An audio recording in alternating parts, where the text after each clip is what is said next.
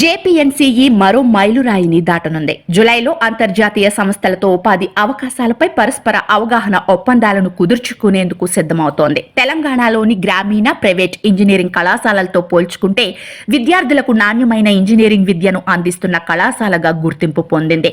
శనివారం కళాశాల graduation day సందర్భంగా ముఖ్య అతిథిగా హాజరైన JNTUH vice chancellor Kishan Kumar Reddy మాట్లాడుతూ, జేపీఎన్సీఈ కళాశాల నాణ్యమైన ఇంజనీరింగ్ విద్యను అందిస్తోందని, విద్యార్థులకు మంచి ఉపాధి అవకాశాలను కల్పిస్తుందని అన్నారు.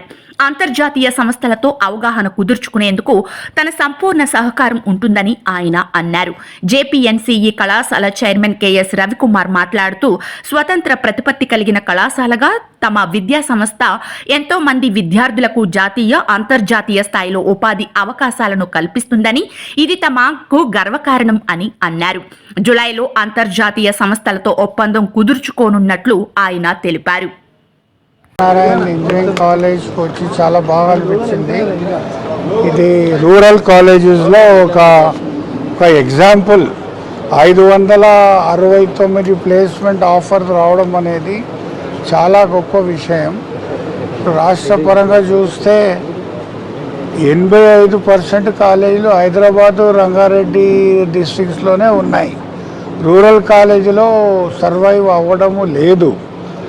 సో ఈ ఒక భ్రమ అనేది రవికుమార్ గారు తీసేసి ప్లేస్మెంట్స్ కొరకు బాగా కష్టపడి పిల్లలకు వచ్చేటట్టు చూశారు. అండ్ ఇది 30వ సంవత్సరం బాగా కష్టపడుతున్నారు. సో మేము కూడా యూనివర్సిటీ పరంగా ప్రోత్సహించి జర్మనీతో కానీ వేరే దేశాల్లో ఎక్కడైతే మన పిల్లలకు జాబులు వచ్చే అవకాశం ఉన్నదో మేము మద్దతు చేస్తాం. Thank you. గ్రాడ్యుయేషన్ డే సందర్భంగా విద్యార్థులకు పట్టాలు అందించినందుకు చాలా సంతోషంగా ఉంది. వారికి మరొకసారి జేపీఎన్సీ తరఫున ఆహ్వానం.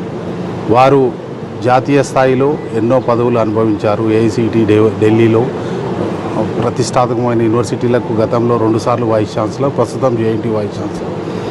వారిని ఇక్కడికి రావడం వలన మాకు సంతోషం ఏంటంటే, రూరల్ కళాశాలల యొక్క కష్టాలు మేము విద్యార్థులకు ఇస్తున్న నాణ్యమైన, శ్రేష్టమైన విద్యను వారికి చూపించాలనే ఉద్దేశంతో కోరిన వెంటనే వారు వచ్చారు.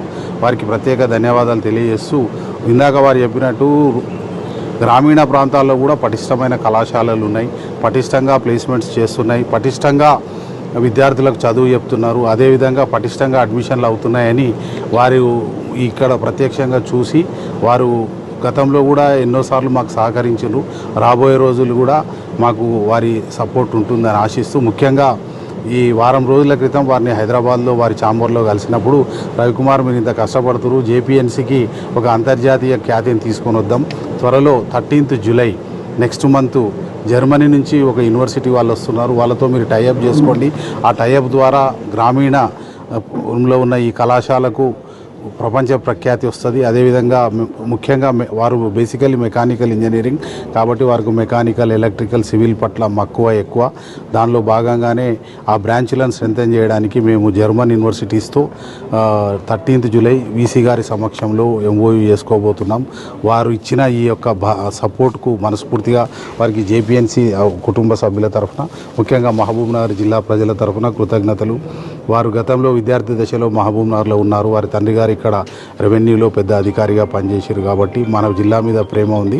రాబోయే రోజులు కూడా జిల్లాలోని విద్యార్థులకు జేపీఎన్సీకి వారు సహకారం అందిస్తారని మనస్ఫూర్తిగా కోరుతున్నాను. రెడ్డి గారు కాలేజ్ ఇప్పిస్తే అమ్మ సరస్వతి మాత నాకు ఈ శక్తిని ఇచ్చింది కాబట్టి ఈ సంతోషాన్ని, ఈ సక్సెస్ను నా మిత్రులు, శ్రేయోభిలాషులు, నన్ను నమ్మి కళాశాలలో చదివిన విద్యార్థులకు వారి తల్లిదండ్రులకు అంకితం చేస్తున్నారు.